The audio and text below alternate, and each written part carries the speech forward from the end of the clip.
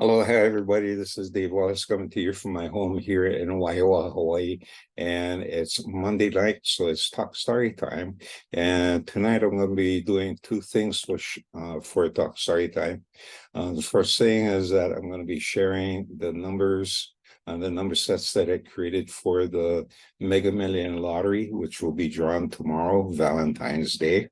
And right now, the jackpot sits at 67 million.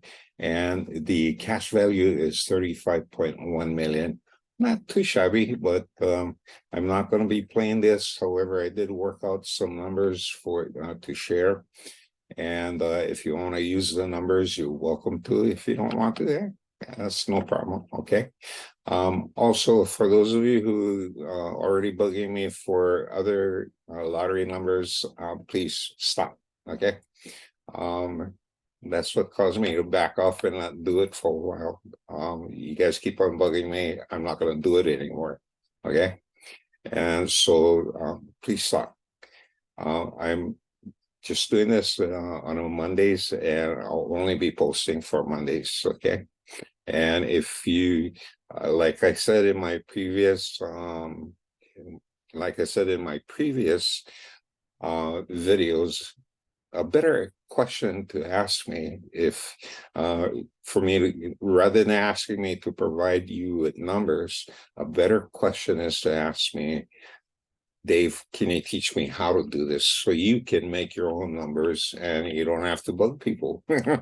Okay, so I did create 5 sets of numbers as usual, and I'm going to switch to the screen. And after I share the numbers, I'm going to be talking about the release of my new Kindle version, Kindle series, Kindle Villa series, which is the Shark Man of Haleiwa. And episode number 1 is live. Okay, you can download it. It's for free. And for those of you who got my link invitation to read this, so just click on the link and it will take you in, and it's free. Okay, so the first 4 episodes are free. Anyway, let's get to the Mega Million numbers. Okay. And here you go. Here's the Mega Million numbers. And sorry for that little blocking on the bottom, but I'll give you the numbers anyway. Okay. There are 5 sets, and here's the first set of numbers. 2, 4, 29, 47, 59, and the mega ball is 5. The next set is 2, 14, 30, 50, 53, and 14. The middle set, the third set, one being blocked, okay, those numbers are 9, 18, 39, 43, 55, and the bonus ball is 13. Again, 9, 18, 39, 43, 55, and the mega ball is 13. The fourth set is 7, 20, 41, 51, 58, and the Powerball, and the Mega Ball is 18. Bonus ball, yeah. The final set is 9, 29, 45, 57, 61, and 16.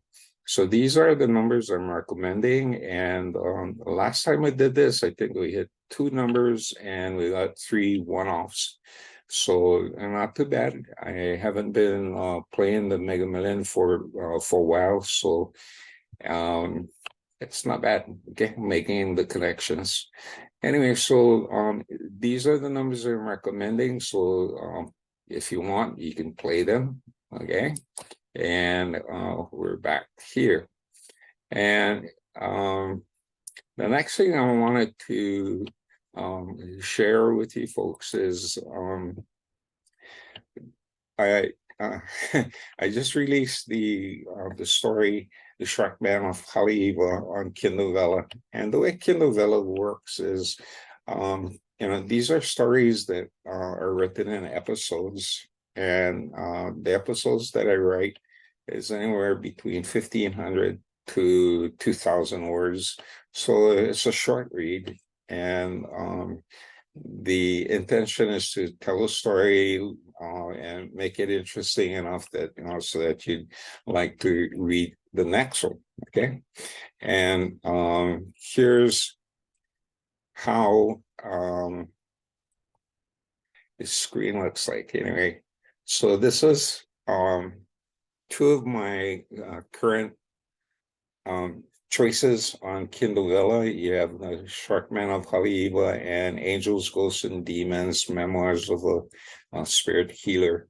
So if you're interested in reading this, I did make a short blurb last week about the story, the Shark Man.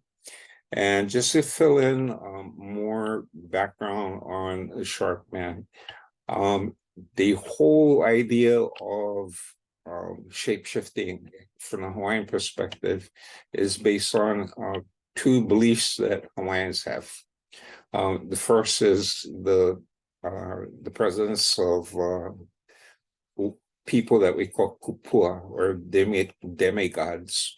And Hawaiian and Polynesian lore or legend is filled with a lot of demigods. You have Kanaloa or Tangaloa, as it's called. You have the different gods that have children with men, and one of those results is Maui. Okay. So Maui, the mischievous one who fished up the islands, okay? So, and did many things. He slowed down the sun, found a fire. And so these are some of the demigods that were part of Hawaiian history. And they were shapeshifters, okay? They could change forms. Maui could change himself into a flock of birds or a grove of trees, anything that he wanted within his imagination. So the Shark Man of Haleiwa is based on that, the kupua, the ability for people to shapeshift from human form to animal form.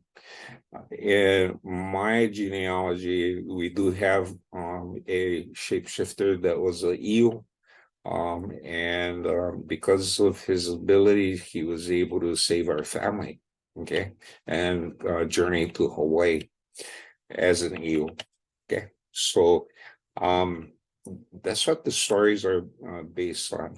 Okay, also besides the kupua, we also have tradition of aumakua, and these are different from the kupua because these are spirits of ancestors who are protectors, and when they appear to us, they will appear in different forms. And some of these forms are animals, such as the shark, the eel, owl, the pueo. Okay, so many different forms. They call this a kinolaua, the many forms, the thousands and thousands of forms that the aumakua can appear in. Okay, so when you put all of these beliefs in, you have me creating these stories about shape-shifting Hawaiians and their work of fiction. And hopefully it's based on something that's familiar. I'm writing the information that I'm basing my stories on are based on stories that I hear when I was growing up on Molokai.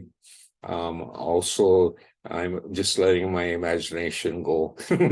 Okay, and it's been fun working with this, and for some of you folks who've been so picky about people stealing our culture and misappropriating our culture. Well, I'm a Hawaiian doing this, and I'm trying to use my my family knowledge and background to create a story that is pure entertainment. Okay.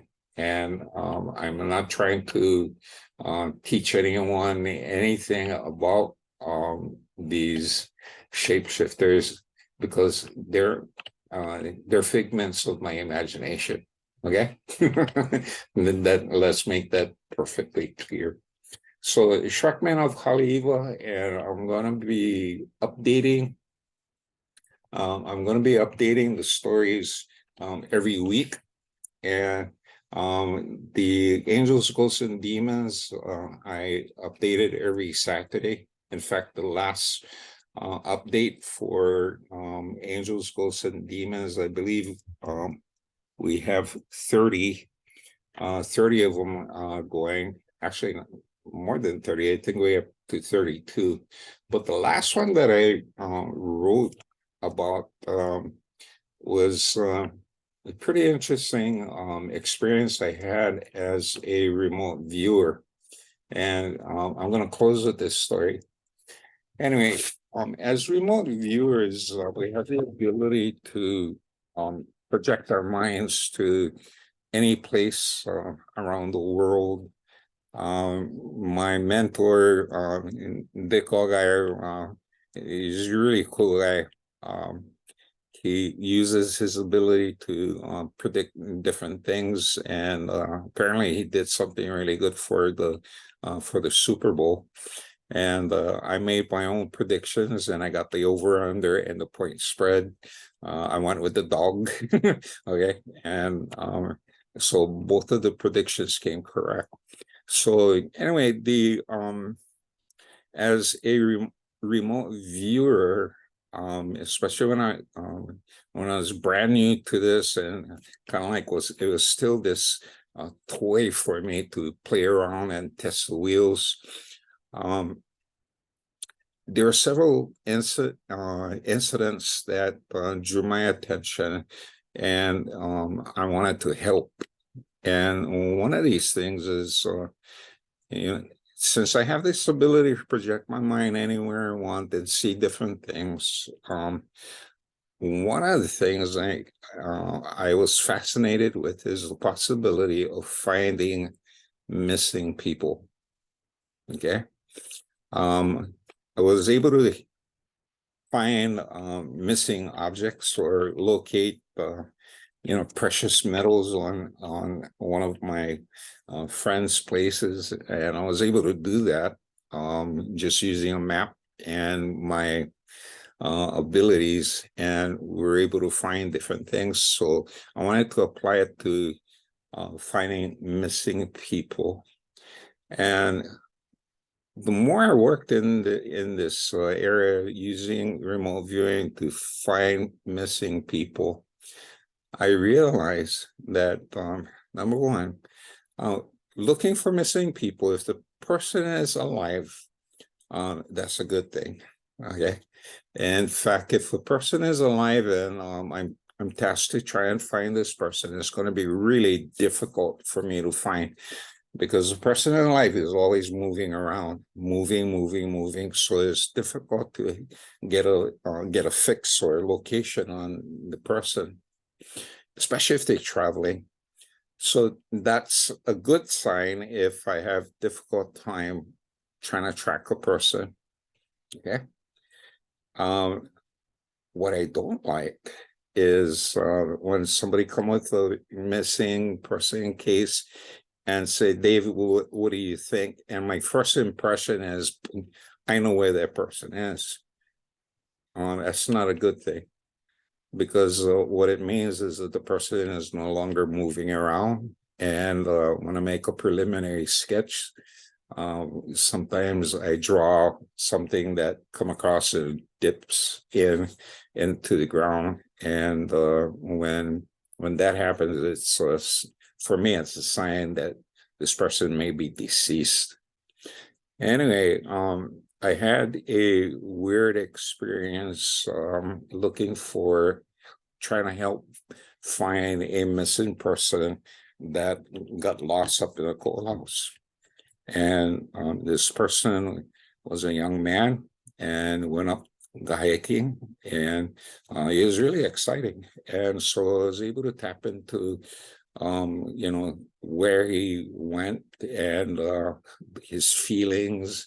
He was excited and just going up into the mountains and looking for something. He was looking for a trail. And suddenly, in the middle of my viewing, I had a really, really bad experience. Just like I was walking, and all of a sudden, um, the bottom gave way, just like I'm walking on thin air, and I started falling. And as I started falling, I felt like I was being, for me, it felt like cheese on a grater, just coming down, sliding against something that was really rough and basically scraping my skin off. And for a period of anywhere between 10 to 15 seconds of sheer terror, it was just overwhelmed me, and I had to break off. And I said, I cannot. And but the end result is, this person was hiking. He was at a place where he's not supposed to be, and he fell, and fell in a deep, deep place where nobody could really go in and get him because it's too dangerous. If you look at the Kolau Mountains from Kaneohe side, you're going to see all of these deep grooves.